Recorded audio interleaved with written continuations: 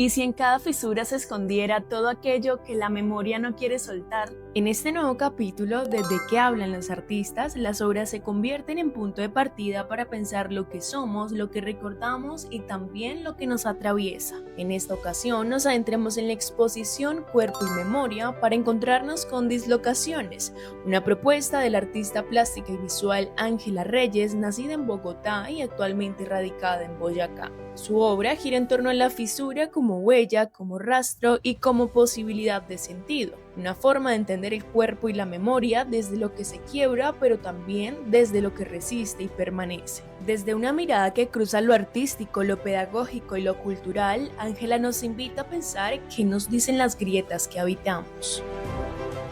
Si la fisura pudiera hablar, ¿qué crees que diría que el cuerpo aún no se atreve a nombrar? Uy, es una pregunta bastante interesante, ¿no? Pues primero diría que el dolor, pues no siempre es un evento, sino que es un lugar que uno habita. Sí, la fisura hablaría de esos silencios heredados, de esos dolores o esas verdades que a veces son difíciles de comunicar, de todas esas situaciones que van marcando como esa impronta, no solamente en el cuerpo, sino en la mente y también, digamos, dentro de la parte un poco más espiritual, sino que digamos que se vuelven como muy pesadas, que a veces es difícil traducirlas o soltarlas en palabras y terminan por agredir o agrietar una piel, un lienzo, un objeto, una acción y devienen en, no sé, en ejercicios de reflexión personales como lo son estas dislocaciones, ¿no? Que aparecen en las piezas que yo presento. En tu obra, la memoria no es lineal, sino fragmentada. ¿Hay recuerdos que prefieres que permanezcan incompletos? Definitivamente sí. Sí, hay una belleza honesta en lo que está inacabado.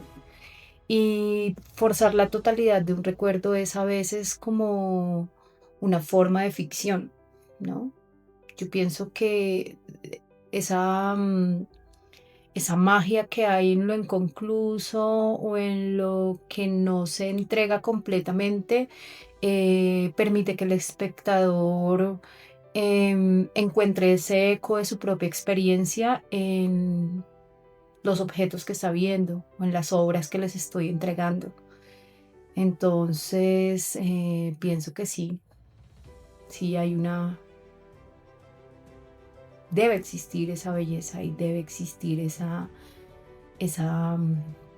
necesidad de que el otro complemente lo que yo no quise llenar, ¿no? Cuando reconstruyes materiales como telas o papeles, ¿estás reparando algo o evidenciando que nunca se puede volver al estado original? Bueno, yo pienso que ante todo es un acto de reconocimiento. Yo yo no busco arreglar los objetos, ni arreglar las cosas, ni arreglar el pasado, sino como hacer, como honrar la transformación. Creo que suena mejor.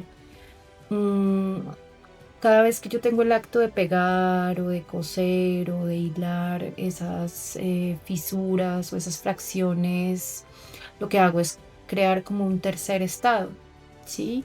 Y ese tercer estado es donde las cicatrices se vuelven como un elemento mucho más fuerte que la estructura misma.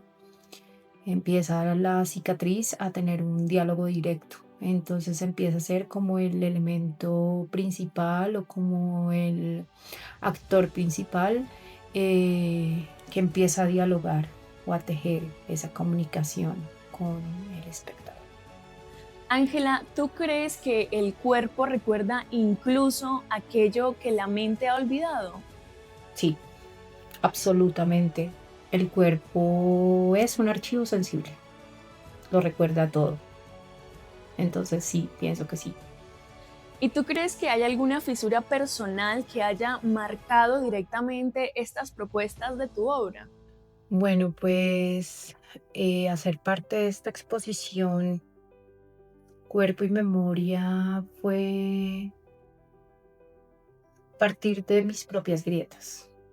Siempre he trabajado desde lo autobiográfico y pues siempre digamos que la relación con los objetos que nacen o las piezas que se crean tienen una relación directa con situaciones que me han pasado. Mm, Hay una situación personal, bueno, pues ahora yo transité como por un momento un poco como álgido en donde mi cuerpo se fracturó un poco, bueno, un poco no, un poco, mucho, y esa quietud a la que me obligó el cuerpo me hizo entender muchas formas que alrededor se movían y qué tan delicada es como esa relación con la piel y cómo ella se puede agrietar de un momento a otro y cómo a partir de ese dolor y de esa grieta que a veces visualmente es tan fuerte, ¿no? Se puede generar también un diálogo con la belleza.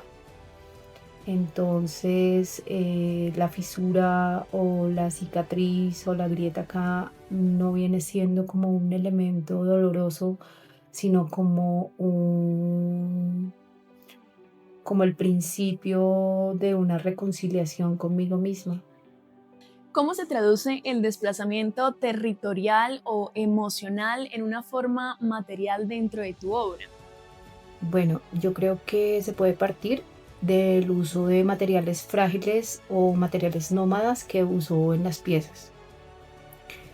En esta oportunidad, pues el trabajo con el papel, con la venda yeso, que son elementos como muy cotidianos, el hilo, la costura, bueno, el papel que, no sé, atrapa la palabra y cura de cierta manera, la venda yeso que cubre también la herida y sana, el hilo que genera una tensión del diálogo para sostener esas capas no solamente de piel, sino de historias que también se están fragmentando, fraguando dentro de cada uno de los objetos que se presentan. Y de esta manera, pues uno entendería el desplazamiento como esa forma de llevarse todas esas tensiones, todo lo que uno carga dentro de lo físico y lo emocional, a veces con la fragilidad de materiales que logran sostenerlo a uno en esta vida. Y para ti, ¿en qué momento una cicatriz deja de ser herida y se convierte en identidad?